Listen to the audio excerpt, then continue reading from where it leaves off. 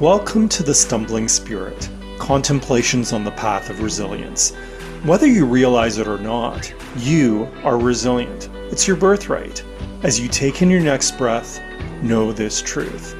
It's not only about your capacity to overcome difficult situations, but it's about your courage to do the necessary work to heal, learn, grow, and move forward. What you gain is invaluable wisdom. And it's through these hard stumbles in life that we often discover a new purpose that aligns with our spirit. My name is Fabio da Silva Fernandez, Reiki Master, Mindfulness Coach, and Mystical Explorer. Join me as the Stumbling Spirit podcast highlights the lives of extraordinary people like you, sharing transformative stories and beneficial practices of resilience to guide you on your wellness journey.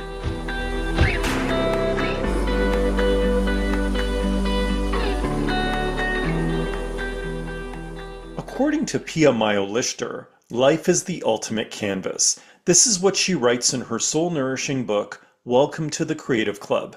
Make life your biggest art project. This beautifully written work is equal parts memoir, poetry collection, and personal development guide. Pia unabashedly reflects on her past struggles, salutes her former self as a globetrotting nomad, and totally rewrites her script, all in the name of creativity and manifesting her dreams. As an accomplished brand expert, Pia worked for reputable creative agencies the world over. Today, Pia applies her expertise as a creative director, certified coach, and entrepreneur to help others harness their creativity and paint their one-of-a-kind masterpiece called life. It's a pleasure to welcome to the show best-selling author Pia Mailhot-Leichter. Hello, Pia. Wow, what a wonderful introduction. Thank you, Fabio. It's so nice to be here. It's a pleasure to have you on the show. Thank you. You set the stage at the start of your book where you are on a Trans-Siberian rail line for a 4-week train ride through China, Mongolia, Siberia, after having blown up your marriage and having been fired from your corporate job as a creative director. This is one of several defining moments that help you crystallize the meaning of life. What does life mean to you? Well, life for me is a gift, right? Like it's a gift to be alive and to be able to be on this weird, wacky, and wonderful and wild planet called Earth, especially right now. It's feeling real wild. And so I think when we're given a gift, the best way to say thank you is to really appreciate it. So for me, at the moment, the meaning of life is to experience it. The meaning of life is to live it, to do whatever makes me feel spine-tinglingly alive, and to embrace it, to live, to live. It might be simple, but it's really just that. It's, the meaning of life is to really live it. You talk about the importance of experiencing life in your book through the lens of creativity. And of course, the entire book is about creativity. I'm wondering whether you can, in a very simple way, summarize what is creativity? Well, creativity is defined in different ways, but for me, especially with the book, the important reframe of creativity is a way of agency or authorship, is remembering that we are creatively authoring or directing our experience in every moment. We might not just be consciously doing it. I mean, creativity writ large is finding novel, unexpected, delightful ways to solve everyday problems. But on another level, creativity to me is how you create your life in the everyday. What you choose to believe, what you choose to rewrite, how you choose to move through the world, what you choose to create and make real. And that's why you believe that we're all part of this creative club and that we are naturally creative beings. And you cite in your book research that support that notion and that our brains are hardwired for creativity. You also say that it's something that we can nurture. Can you explain that a little bit? Sure. Well, listen, if we look back to our survival, creativity enabled it. Think of every moment where we've evolved and survived as a species. Creativity was the essential ingredient to that. Fire, agriculture, everything, are just new ways of again, solving problems and being resilient and using creativity and the friction of survival of like, oh, there's a bit of stress here, which is also good for creativity, not past a point where it becomes debilitating. There's a eustress curve, which is sort of neuroscientist who I interviewed for the book, also happens to be a good friend of mine, was describing it as such. Imagine if our ancestors walked out to a bush of berries, every day, then we never really would have grown. There's nothing to overcome. We would have just gotten fat with, blueberry and raspberries or whatever it was. But when you go outside of the cave and all of a sudden there's no more berries on the bush because it's winter, you have to find new ways to, eat, to survive, to do something. And that's sort of the right amount of stress when there's just enough of like, ooh, friction. There's a challenge present. I need to think differently about this. I need to do this differently. And so I think if we have that perspective, life becomes much more playful. I have a friend who calls difficulties or challenges FGOs, fucking growth opportunities, So it's like whenever there's something that's really hard and you're facing it, if you can take a step back and go, oh my God, this is just one big FGO. What is this here to show me? How is this here to elevate or unlock or unleash my creative potential? How might I think about this differently? And I think that's a creative act in and of itself, deciding how you want to see a challenge that you're being presented with. What's more creative than that? You get to choose how you see it, and how you see it then either opens up possibilities or might keep, some doors closed. So it's wired into our survival. It's our genes have been pre-selected for creativity amongst also adaptive behaviors and other things as well. But creativity is a part of that. It's again also how our brain functions. We all have a creative capacity of problem solving, of daydreaming, of coming up with new worlds. I mean, look at the world we created. So many things are just fabricated stories that someone made up at one point, and we get to choose to rewrite them if we see them that way. I love that acronym, FGO. I think it's brilliant. And it really relates to creatively responding to our experiences, which is something that you write about in the book, and how we are actually accountable for shaping our own realities and designing our life through our responses. So, can you elaborate on that point? Well, I think there's a level of awareness what we have to reach about what are the stories that are fueling our behavior. You could call them, beliefs, stories, scripts, whatever word resonates most. But I remember before the Trans-Siberian trip, I was caught in a really old way of seeing the world, that life was happening to me. And I was just kind of reacting like I had no choice. This is the path that I was on.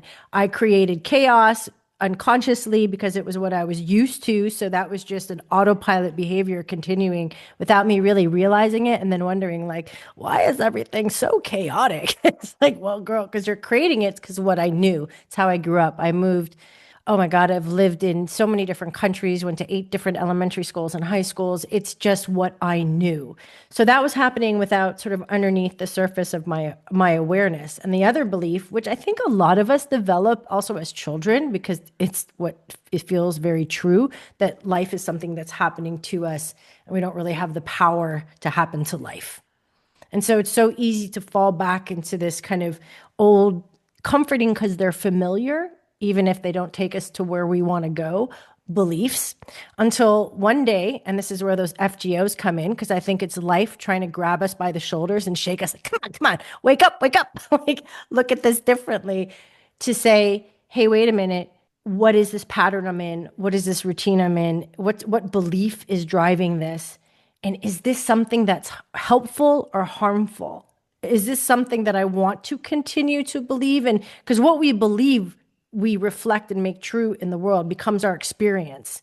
If I believe it's a dog eat dog world and people are shit, I'm going to encounter that through my belief will inform my behavior and then will inform someone's response to me, right? If I believe people are inherently good and give them the benefit of the doubt, that too will definitely influence my reality and because it influences my behavior and etc.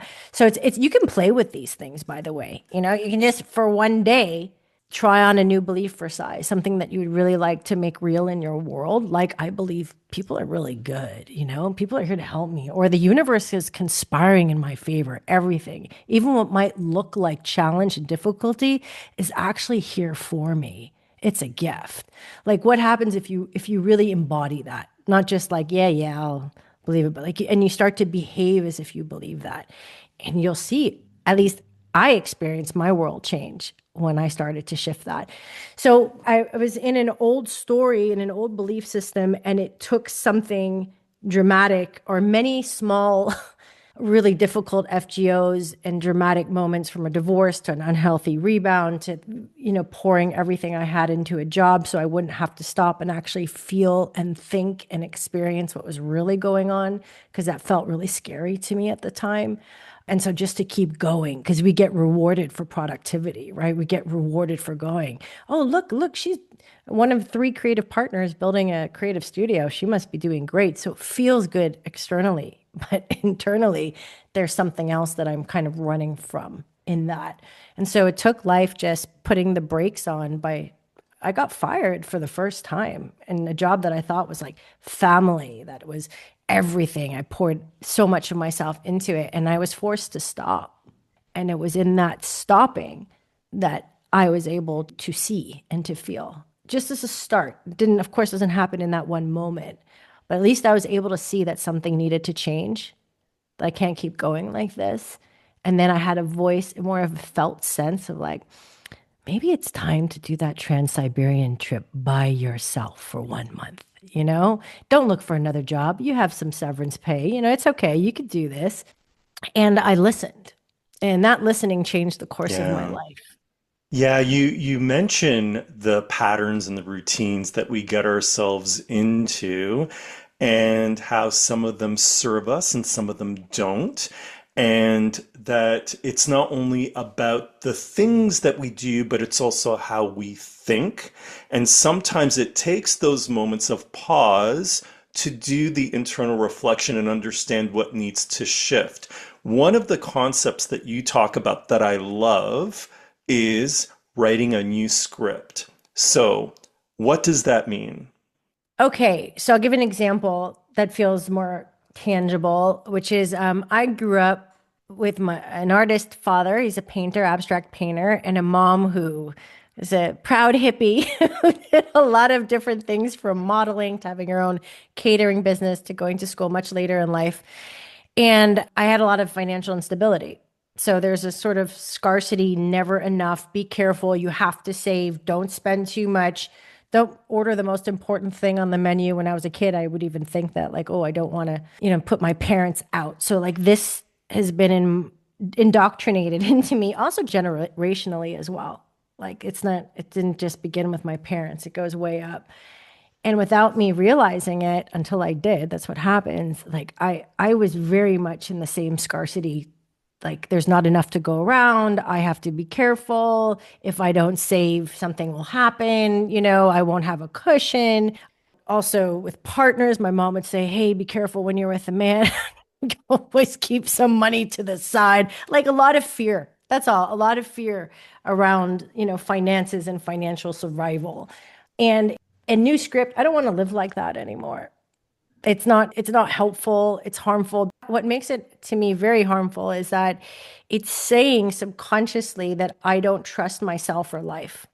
And I want to live the rest of my life in trust, with moving with trust with myself and trust with life. That I'll be okay. It doesn't mean be irresponsible.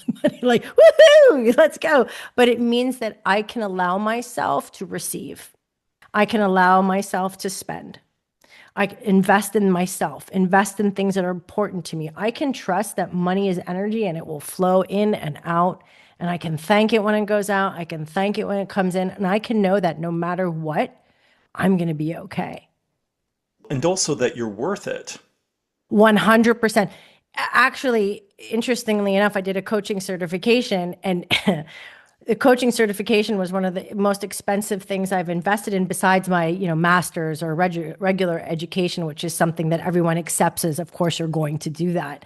And I remember that first, it was more than $5,000, but that first, like, ooh, that's a lot of money. And then my friend was like, really? A fellow coach. What makes that a lot of money if it's an investment in yourself and your growth and in your future? That actually doesn't sound expensive at all. And it was just, I was confronted with it. And because I was going through a coaching certification, it was easier for me to actually see, to become more aware of what was going on because I was also being coached. I was like, oh my God, that's here.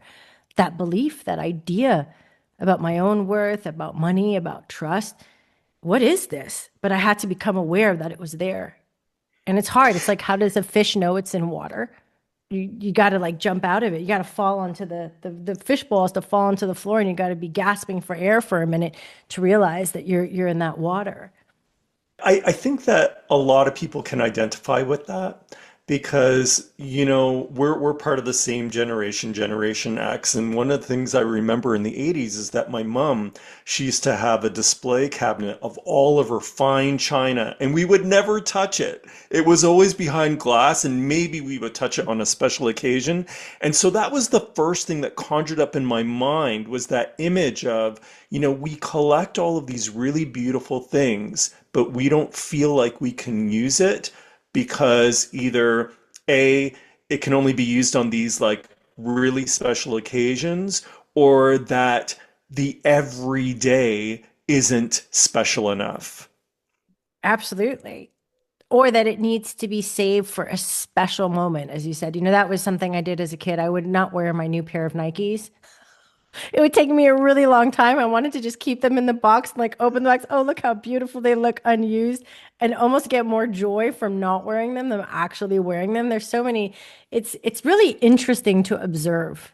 Without any judgment, it's just interesting to observe. And there's no judgment here. Whatever works for anyone, whatever belief works, but that belief was no longer working for me. It was harming me. It was no longer allowing me to have this like lush, pleasurable why not do these things life that I really want to experience from here on in, just more and more of that, because I know the opposite. Like most of us, I think, when we've been embedded in a certain belief system, we know it so well. But isn't the adventure, back to your question about the meaning of life, figuring out what we would rather experience instead and creating that?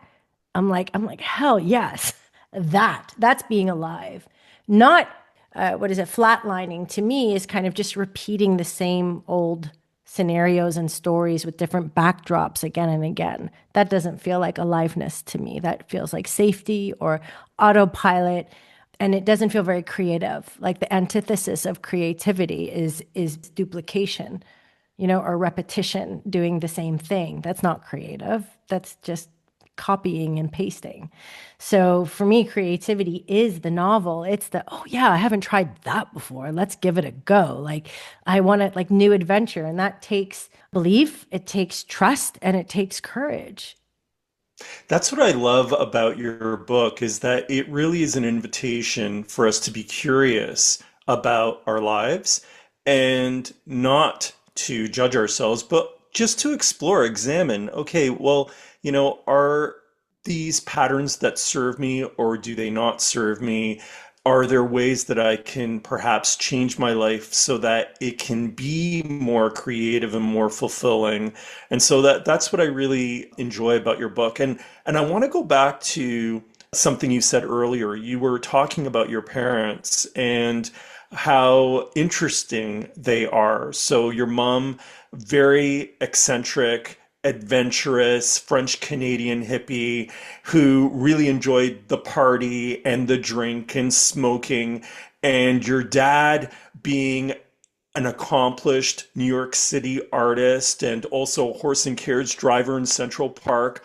So I am really curious about how they influenced your creativity. Ooh, that's a great question. Well, they gave me a huge gift of, especially my dad is growing up in a world where creativity was just a natural part of your life. It wasn't something special, it was just something you did.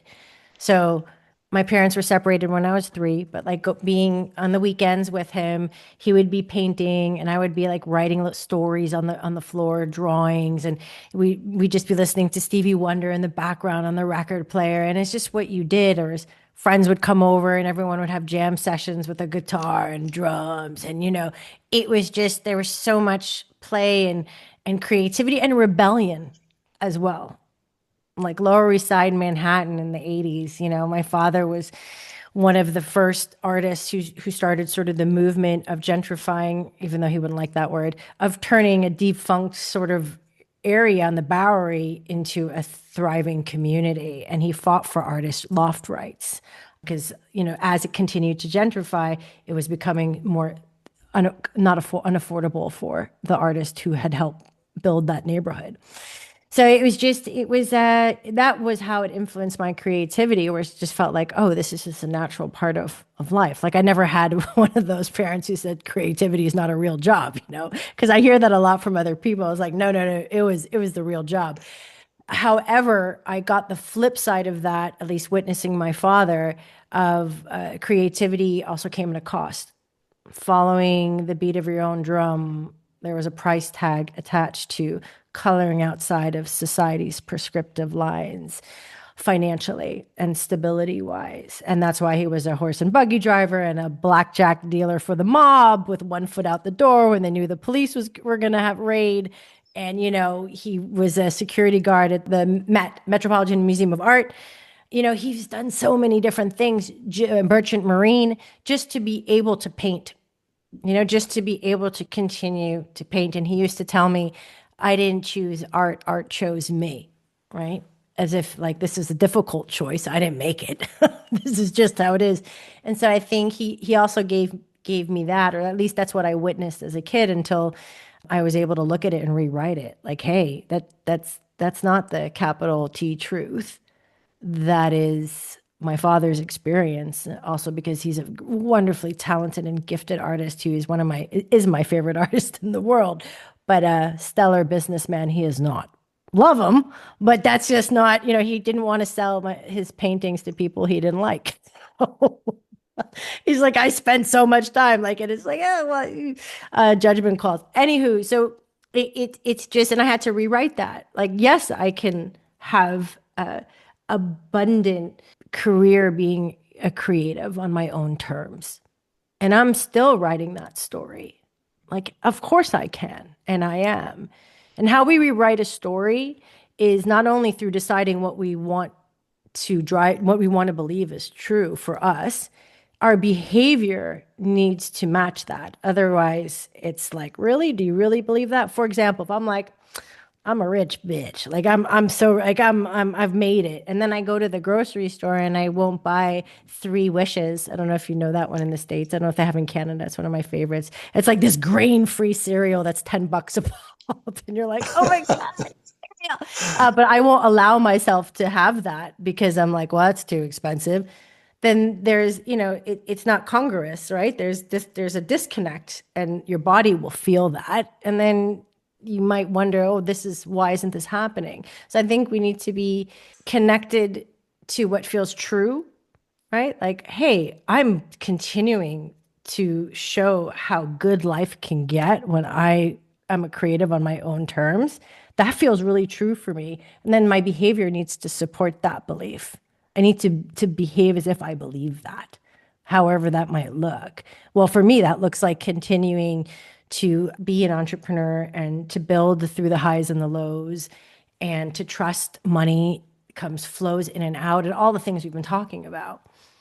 I want to get to this idea that you write in your book about identifying the things that we want and the things that we don't want. So I'll get to that in a bit. But I want to circle back to something that you said that sparked something in me when you were talking about your dad being a creative artist and his ideas around art and how art chose him. And one of the things that you do in your book is you dispel a few myths, one of them being the myth of the tortured soul and that you have to suffer to create.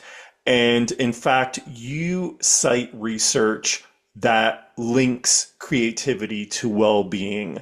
Can you talk about that a little bit more? Sure, absolutely. Well, what's really interesting, it's a gratuitous sort of circle that when you create, it's creativity or just creating, and that could be creativity writ large. Just to, you asked me about the definition of creativity before I continue. I think it's important to say that in society, we've sort of relegated creativity to the world of the arts, whether that's screenplays or dancing or sculpture or whatever it might be, the arts. When, yes, of course, that's a big part of creativity, but it's only one part. Creativity lives in virtually every single domain, every single domain. You know, lawyers come up with a lot of creative solutions all the time. I remember also reading an article in an academic journal, and it was creativity was also defined as being in every domain, including that of crime. And I thought that was really interesting. It's like crime is inherent is very creative. I thought, oh my God, I never thought of that. I guess crime is really not that I'm advocating anyone go and commit crimes, but I'm just saying it's very interesting just to think like this researcher was showing examples of how creativity lives everywhere. And he also used that example. If you look at the heist in Paris, I don't know if you saw that. You could say yes, that was a very creative act. So it's just to say it's everywhere. And it's really important because then when we're talking about it, I might say, well, creating has been linked to well-being. And then someone listening might say, well, I don't really paint anything. So then how am I going to apply that? So I just needed to smash that myth that creativity equates to the arts. And again, there's so much evidence of neuroscience, our survival, how we all play as children. I mean, you could just look back on your life or whoever's listening who says, I'm not the creative type, and look at any challenge that you had, any FGO that you had to overcome and how you did it. And I guarantee your creativity will shine through. You'll say like, oh yeah, that's right. I did. That was actually quite a creative solution to that problem. That's a really good point because one of the things that you say is that creativity is not only about thinking, but it's about doing. It's the action piece. And on top of that, it is a gift that we can develop over time. So I wonder if you could elaborate a little bit more on that. Sure. Well, just to think about it, I think creativity, we don't often take a step back and think about how magical and magnificent it is. Like, let's say you open your fridge and you have like five ingredients on your shelf, and you're like, damn it, what am I going to make for dinner? And you whip something up. Like you took nothing, right? Like five disparate things and turned it into something. If you sit down in front of your computer and you're going to write a newsletter issue, it could be anything. Like you're taking some like abstract, ethereal thing that is not yet in existence, and you're birthing it into the world. And we do this in so many ways throughout our days, but we might not just be looking at it in that way. Like taking a concept to something that's in our minds and making it real in the world. Like how cool is that? Yeah, and I guess one of the things that I would say, and you also talk about this in your book, is that yes, the action piece is important, obviously, like because we are creative beings, there's something that we want to birth into the world. So that seems obvious, but there is a creative piece in relation to the mind, and that is all around visualization, right? So that is a very important aspect of the creative experience. And you talk about very specific examples in that regard. So how visualization is used by athletes, just this idea of imagining the play before the game and manifesting that which you are visualizing, imagining in your own mind. So that is such a key part of the creative process. Absolutely. I'm going to see if I remember the research exactly, but when athletes, or it could be anyone really, it doesn't have to be an athlete, but the research was centered around athletes, visualize the play, visualize, like I think it was Kobe Bryant who not only, he did both, right? So he would practice however 300 shots, but then he would also visualize him making every single shot, right?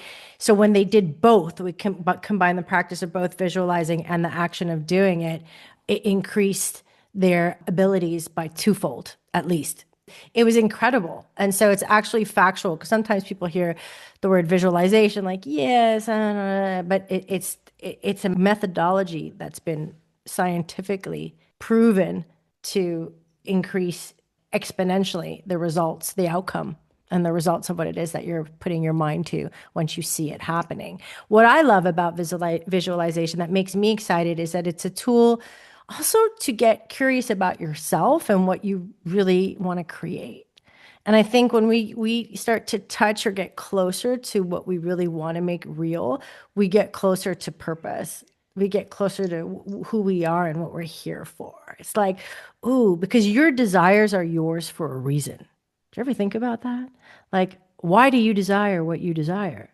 There's a reason for that. Like, we don't know where it comes from. It comes from somewhere within. Like, oh, that's something that is really meaningful to me, whatever that thing might be. And so getting curious to create the space of, well, what is that thing you really desire and want to create? And then what might that look like?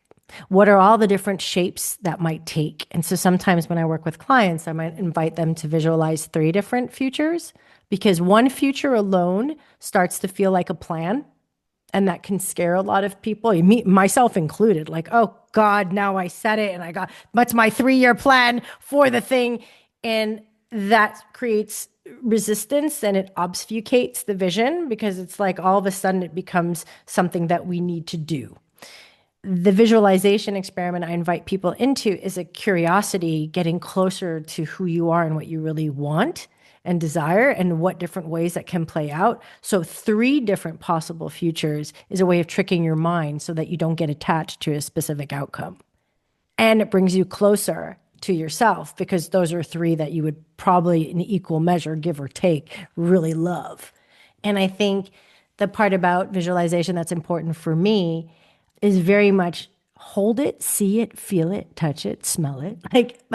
What you want, how it could be, what it could look like, the different shapes it could take, and then let it go. Because what if the universe has a wilder imagination than mine? Well, what goes hand in hand with visualization is intuition, and that also dovetails into purpose as well. So I wonder if you could talk a little bit more about intuition. Where do we begin? Well, I think you strengthen your intuition by learning to listen to it. And the voice that you listen to the most is the one that gets stronger. It's like working out at the gym. So if we're listening to our inner critic a lot more, that we're going to it's going to get like muscles on steroids because we're giving it more space and power. And the more that we listen to that felt sense and we're open to however it might reveal itself, because intuition, it can show up in so many different ways. It could be a felt sense. Sometimes I'll get full body chills if I'm when I'm in a session and someone says something, and then I'll just note it. I'm like, oh, just wanted to share. I got full body chills when you said that. Just what is that? Did anything come up for you? What was that like for you? And because it might be a nudge, but it's just an offering, right? Just something is here. Let's explore it. And for me, and what I've also witnessed with my clients is intuition is often clear, immediate, and not many words. It just pops up when I ask a client, like, oh, what does your gut say? Just, and even in my own, if we ask ourselves, like, is it right or left? And then just see what happens when you ask that question and feel into it. And sometimes it's a nudge, it's a poke. It's not necessarily rational. It's hey, take that trip. And it wasn't rational at the time. Like, what? Take the Trans-Siberian ship when I don't have a job and I can get kicked out of the country in 6 months because I was in Denmark and I wasn't a citizen then. Yeah, that doesn't sound really rational to me. And it's like, no, but it's what I need. I felt it. I felt it really strongly. And there are times in our lives, I think, where it's almost impossible to ignore. And that relates to the pull that you talk about later on in the book. You talk about how purpose feels like more of a pull, that you're Mm. being pulled in a certain direction. And so that really sort of links to what you're talking about from an intuition perspective. And I do want to get to purpose in a bit in our conversation. To my listeners, what do you think of my conversation with Pia Mailhot-Leichter on creativity? I'd love to hear from you. Just DM me on Blue Sky at thestumblingspirit.bsky.social. You call yourself a former shapeshifter. This is largely due to just the diversity within your own experience, having moved in different parts of the world, gone to different schools. And so this instability shaped a lot of your childhood experience, having moved to different places and experienced different things. And so you say that if you keep shape shifting, you forget your original form. What is a shapeshifter and how did it manifest in you? Well, if you think of a chameleon who knows you enter a new environment, and in order to not only survive, but to thrive, especially if you're going to a different school every year for a number of years, you have to quickly assess the room and the environment to see, like, okay, what colors do I need to don to fit in to this space to make others comfortable so that I can be safe and comfortable, to be popular, to thrive, to be in community. How do I need to change my shape in order to do that? Because every environment is different. That was one definition. And the other is also I grew up, within a very loving family, but with alcohol. My mother was, I even alcoholic, but true addict in many ways, right? And so when you have that level of instability at home, like where you don't know what version of your parent might appear next, you have to be able to read the room and read energy pretty quickly to change shape in order to keep it safe or okay or whatever. So it's very external. It's like having a big antenna. So that's the gift, right? You learn to develop a really good satellite, right? Antenna, but it's directed outwardly. And so my work, coming back to my original shape, has been taking the gift because I've built this thing. It's great. It can serve me well as long as I'm the one directing it and it's not directing me, and turn it around to look at myself, which was a big shift in my life. Oh, what do I need? What shape do I want to take? What do I really feel? How do I want to be? Is this an environment I even want to be in? That was never a question that I got the chance to ask myself because I was a kid. So I learned how to fit into any shape, shave off a little here, a little here, whatever. I learned to do that. And it took me a very long time talking about rewriting scripts to realize, wait a minute, I don't have to shave parts of myself off to fit in. I don't have to change colors to walk into that room. I don't even have to walk into that room. And I certainly don't have to stay somewhere that requires me to be such a different shape and color of who I am that I become unrecognizable. I can leave. I can create my own environments. I can set up my own table and eat like a queen at it or invite lots of people. Like I don't always have to accept every invitation. So there was just, it's still an ongoing learning process. And that's the beauty of life. It's not a one and done. It's like the learning of my original shape. I mean, we're fluid, changeable beings. That's the nature of life is change, including our own. So I get to rediscover my new shape especially when you hit perimenopause. That's like a whole new shape. I get to rediscover myself again and again, and we all get to do that if we connect as we connect to who we are. And oh, how beautiful is that that we get to fall in love with ourselves again and again and again. But it requires getting to know ourselves again. And it requires having the antenna inward. And also, I mean, it doesn't mean we can't use it outward, but also knowing and feeling into who we are now. Part of this process of, I guess, changing the script and confronting our shape-shifting nature is looking at our fears. So I wanted to talk about fear a little bit because I've been doing a lot of reflection on fear in general, and I can see where it can be really debilitating, but I could also see how it could be fuel for us to do those daring things and be courageous and be creative. And so I'm wondering if you could talk about that dichotomy of fear. Definitely.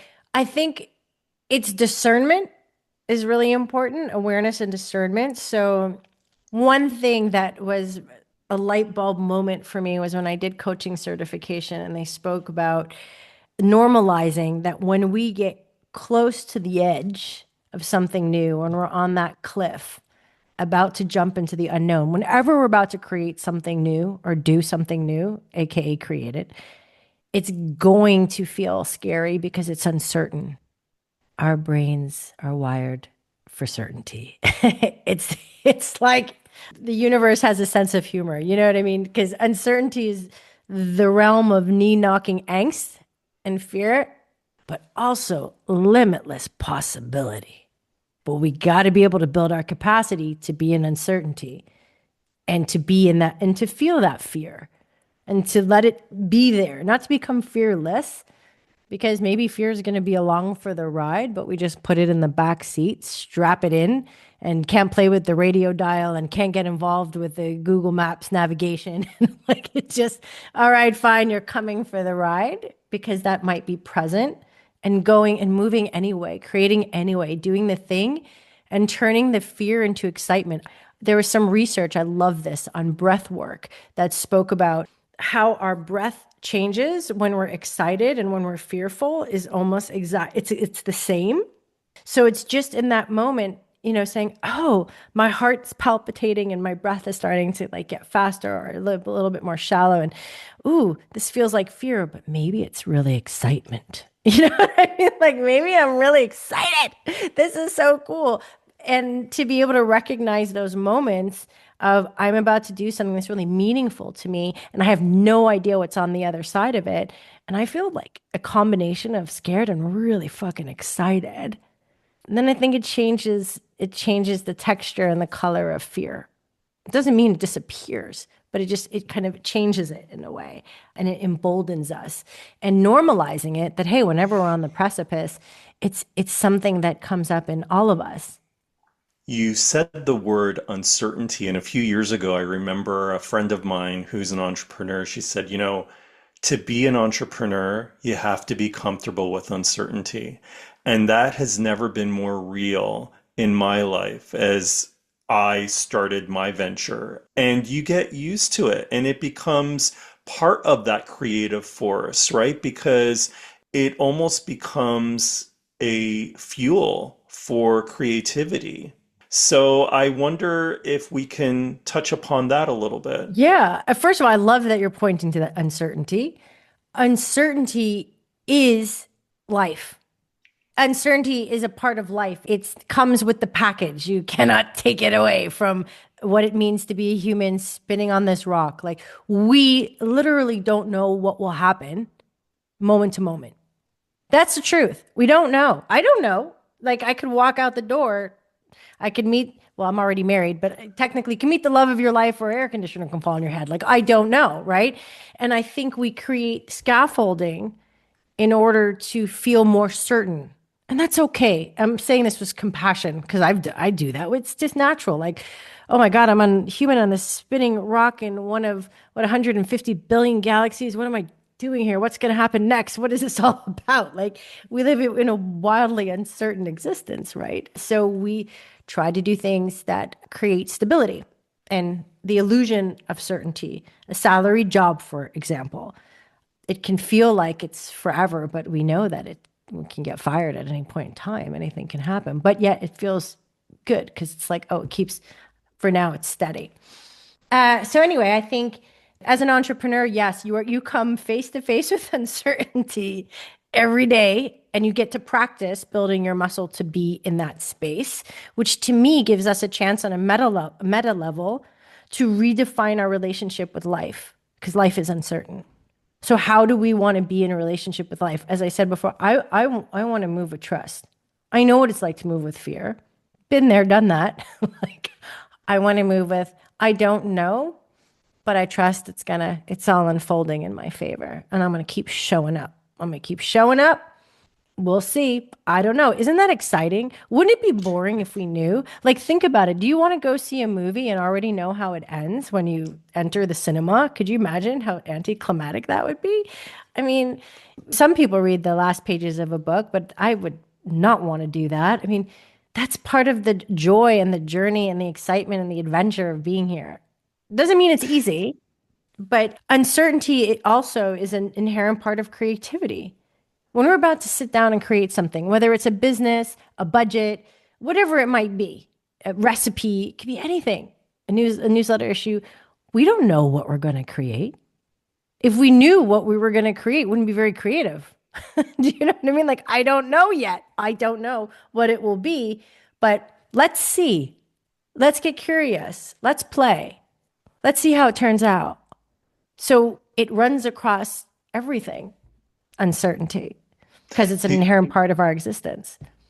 the upside of uncertainty as well, in my experience, is that I've never been more present. I have never been more present in my life as a Mm-hmm. result of accepting that uncertainty. And it just allows me to be in this moment, centered on you, in this conversation, not thinking about what I need to do next. It's, you know, part of my work is mindfulness, but the irony is that this life that I've designed for myself has created this uncertainty that has brought increased mindfulness in my life. So it's such a gift. It is, but I remember the first year when I left my agency, the previous agency I was with, and I launched Collective Studio. I got some help. My mom passed suddenly during COVID, and it really brought me face to face with the truth that this life is finite. I don't know why I thought death is abstract and happened to somebody else, not me. I who knows why? Maybe the safety certainty thing. Like, I don't know, but it was so visceral to walk a parent home, to be there at a bedside when your parent passed. It was the hardest thing I've ever went through, and also such a gift to be able to be there. But it really showed me, like, right in my face of nothing is guaranteed. You don't know how long you have here. We all have a hidden expiration date. That could either that could do a few things, but for me, it gives me courage. It gives me a big shot of courage. If I'm going to die and I can't take anything with me and I have no idea when I'm going to go, why the hell would I not take the chance? Do the thing. Create that company, write a book. Like, why wouldn't I do that? What do I have to lose when I'm going to lose everything at one point anyway? So that gave me this kick in the peach. And a couple months later, I said, I quit my job and I launched Collective Studios. Like, if not now, when? Right. And that first year, I was really in the uncertainty of finances. Like, what's this month going to look like? Because you just don't know where a client's going to come from. What is this? Oh, goodness. Okay. And I had to learn how to manage myself in it. What I wanted to believe, how I wanted to be. Doesn't mean I got it. I was still anxious. Like, every time I would feel anxious, it'd be like, okay, just like what you said about mindfulness. Where are you? I'm here. Okay, what's here like? Pretty good, actually. Okay, so stay here, right? Because anxiety is just thinking about endless possibilities about what could happen, right? Instead of right now everything's okay. And it was just kind of, again, building the muscle, going to the gym. Okay, today's another uncertain day. How do I want to be with it? Oh, I'm just going to be here because here's pretty good. And after a year, it just dropped a lot, the anxiety. It was just because I had been working out. So my muscle had been built. And it was just suddenly I didn't have, oh, I don't know, my chest felt a little lighter and I felt more free. And that feeling keeps expanding because I'm working with it instead of turning away from it. And my core value is freedom. I think it's a value most humans share, but it's a core value of mine. And being able to be in the uncertain unknown is freedom to me. True, it's real freedom. And that's why it matters. You mentioned your mom, and I was really sad to read that in your book. I'm really sorry to hear about the passing of your mom. One of the things you write about is that you had the best case of the fuck it's after your mom's passing. I think a lot of people might relate to you. Can you share more about what happened? Well, life just felt really surreal. Everyone experiences grief in a different way. We're all different. But for me, life just felt suspended and odd, like seeing people in a grocery store buying things or things just going about their days when something what felt so catastrophic had occurred. And it's just, again, I watched my mom lose everything in a way. I mean, I don't know what, I'm sure she's gained a lot. She's on the other side. That's the biggest uncertainty of all. I have no idea. And it was just a reminder of what am I afraid of? Really, if you think about death, it's like, what are we so afraid of doing while we're living when we're going to die? And I don't think we talk about death a lot in our society. And I think it can actually be really helpful to remember that this here is a limited series. So fuck it. Why not do the thing? Like, really, I mean, every day I try to think about, hey, I'm going to die. And in the scheme of things, would I focus on this right now if I knew I had 5 years left? Like, is this really important? No, probably not worth the energy. What would I rather do instead? It's like a compass. It kind of keeps us on the straight and narrow, meaning like what's meaningful to us and where we want to spend our energy and what we don't want to spend our energy on. And remembering that we get to choose. I think that's such a beautifully creative act, is remembering that we're always at choice. We always get to choose how we want to respond, how we want to walk into a room, how we want to focus our energy, how we want to make the most of this one life we've got, knowing that at some point it's going to end and we don't know when.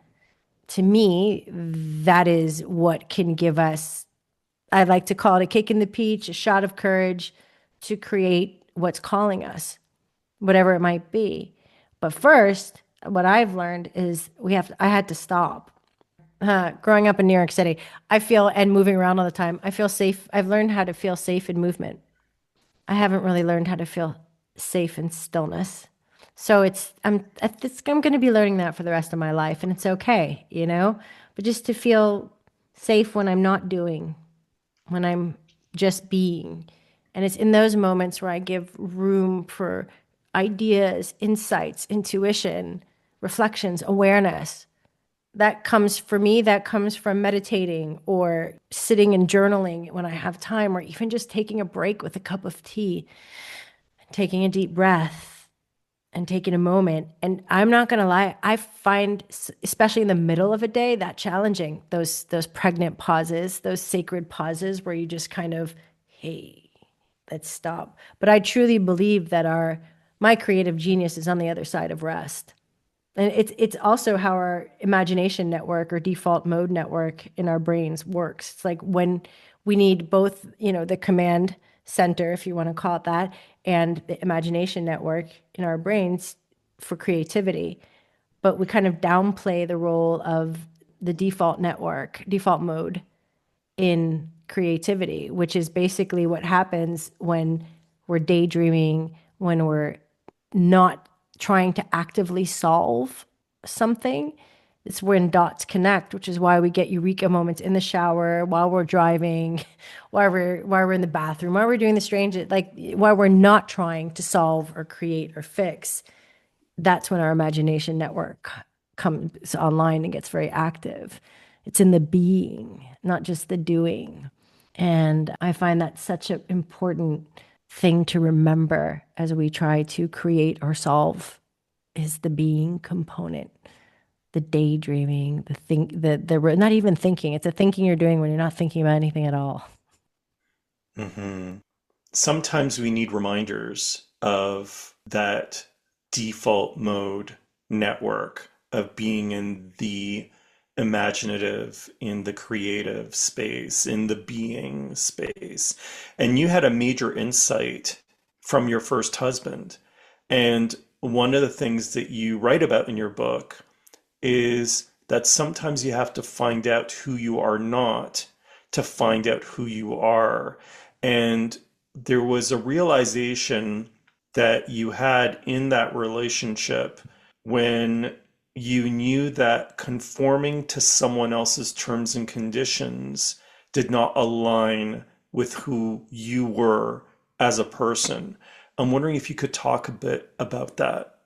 Sure. Ooh, that's a rough one. But I think being a recovering shapeshifter, I think that came with the territory with being with another, that I had to, in some way, without being conscious of it, dishonor parts of myself or just accept what I'd been given. Even though he's a wonderful person, so it's not like that. But okay, these are the terms. Well, no, then I can comply. Like we'll figure it out. And then of course, when love is in the mix and you're younger, it's like, yeah, of course I can do that. Even though it turns out that that can only last for so long when we're not being 100% honest with ourselves. And I don't think I knew myself well enough at that point to even be able to figure out what my own terms and conditions were.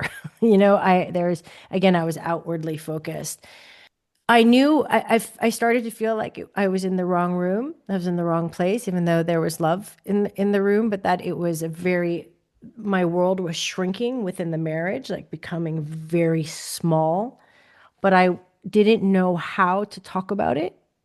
I didn't know how to leave in a way that was honest to myself or him, but I knew I had to leave.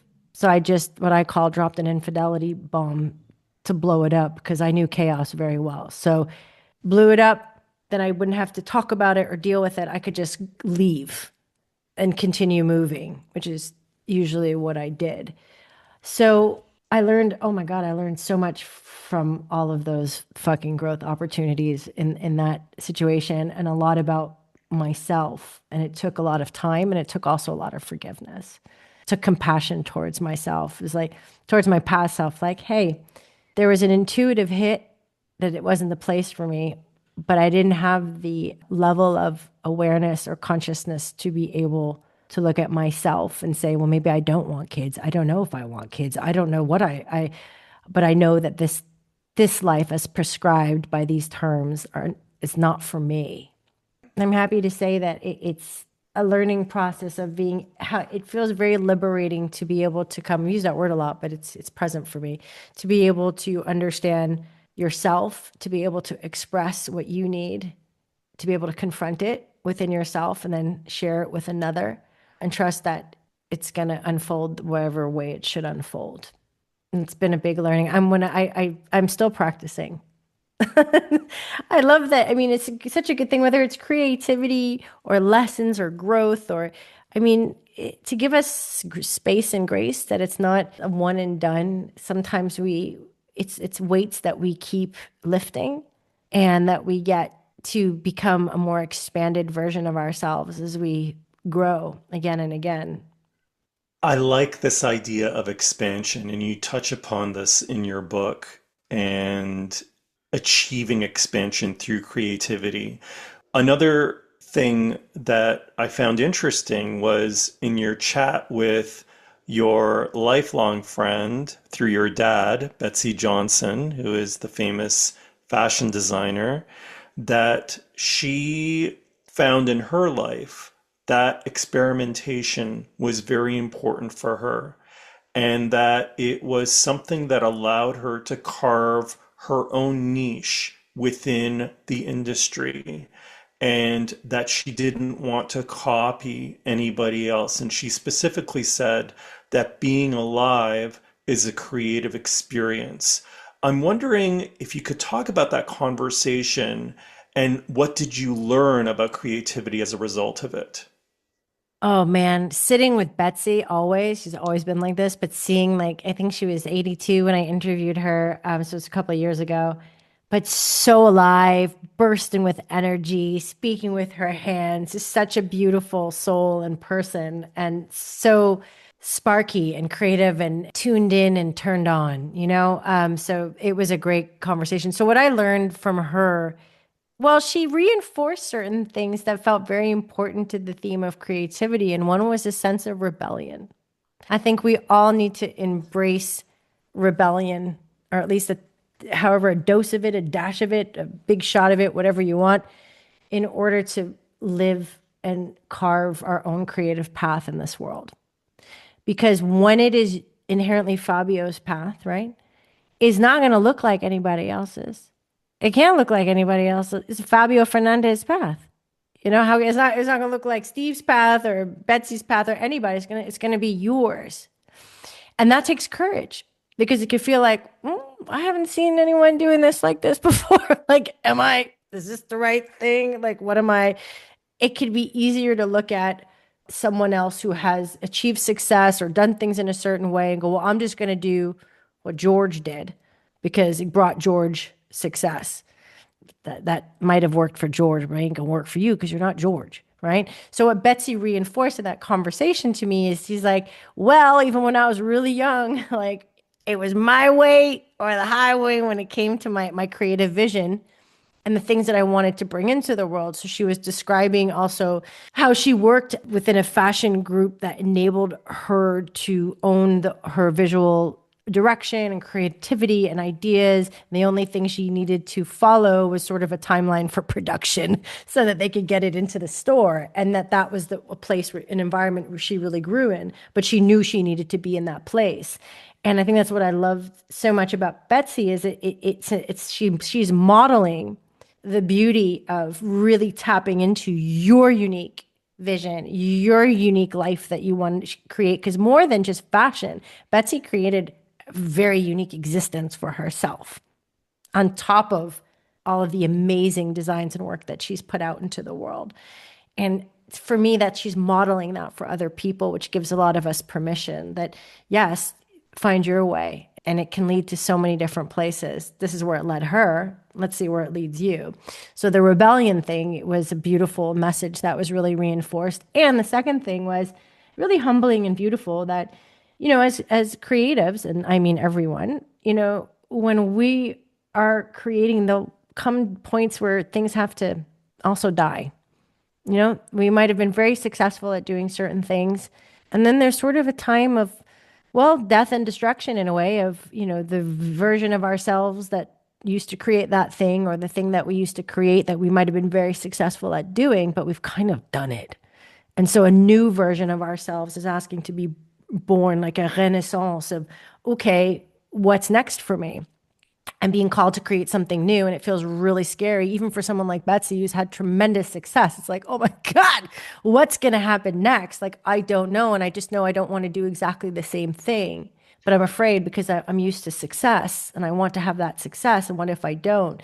And so that was really humbling and beautiful and down to earth that, hey, even an iconic fashion designer has a moment in her career where she's going to think, or her life really, more than just career, of like, I'm not sure what I'm going to reinvent next. I just know it's going to be different. And what was so beautiful is after that conversation, she sent me a picture of herself in her studio surrounded by her paintings. And I was just like, so I think it takes courage and being with fear and uncertainty, the themes we've been talking about today, to also say, well, yeah, I did that thing really, really well, but now it's time for me to do something else. And I don't know what that thing is going to be. And I don't know if I'm going to be successful at it because it's uncertain. I don't know. It's new, but I'm feeling called to it. Intuition. and it's mine. It's mine because I'm feeling called to it. So I'm gonna fucking do it because I'm gonna die. So why don't I fucking do it? Right? Like it's all of these themes we've been talking about that coalesce to enable us to birth the next version of ourselves of who we need to become to create that thing next. And so it's not like we achieve this place or this pinnacle of I've made it. I can just lounge here on my chair. It's like, no, creativity is growing and it's changing and it's dying and it's creating something new again. And it's like we're always in this sort of process of becoming.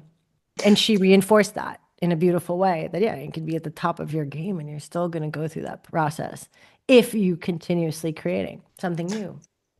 A large part of continually creating something new and tapping into our uniqueness and rebelliousness is purpose or discovering our purpose. And your purpose mission statement is unleashing your creativity to build a better world. So I wonder if you could talk a bit about that. My purpose of unleashing creativity to build a better world. I very much, once again, started with that purpose externally, like working with businesses and working with people to unleash their creativity to build whatever it is they deeply desire, which I believe when we're aligned and in tune with that, it will be part of shaping a better world. And that was where my focus was. And then right before I got the call to write the book, Welcome to the Creative Club, and then I started and I answered the call, I had another epiphany of, hey, wait a minute. I'm not just unleashing creativity to help build other people's worlds in a better world. I'm also unleashing my own creativity. What does that look like? Oh, that looks like writing this book. That looks like a lot of other creative projects. And I think with purpose, sometimes we can get caught in it being very external, like, this is what I do for others. And I think we're in a real beautiful, grand alignment when we make sure to apply purpose to our own life and to ourselves. So once again, taking that antenna and turning it around, like, okay, if this is your purpose, how do you live that? And that feels like integrity to me. But it took awareness of like, oh, when I got invited to unleash my own creativity in a different way, accepting that call. And then it opened up a whole new world for me. And I'm going to continue to walk down that path for others and myself. And it feels, again, like integrity. One of the things that you say in your book is that whatever you do, don't die with the magic inside of you. Can you talk a bit about that?